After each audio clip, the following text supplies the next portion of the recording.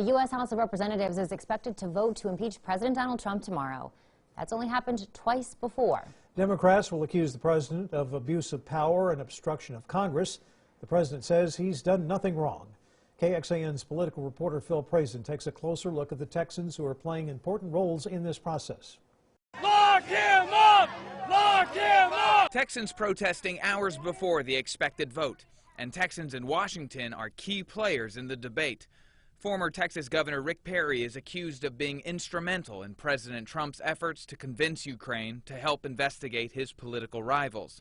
Texas Republican Congressman John Ratcliffe emerged as a prominent defender of the president on the House Intelligence Committee. Where is the impeachable offense in that call? Are either of you here today to assert there was an impeachable offense in that call? Shout it out.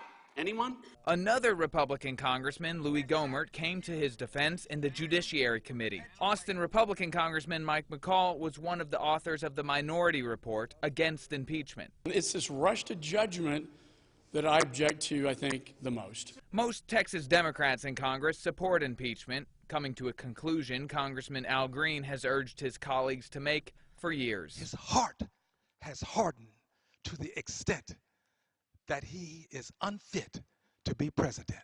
The articles of impeachment are expected to pass the House. Then Texas Senators Ted Cruz and John Cornyn will have a vote on whether to remove the president from office. Phil Prazan, KXAN News.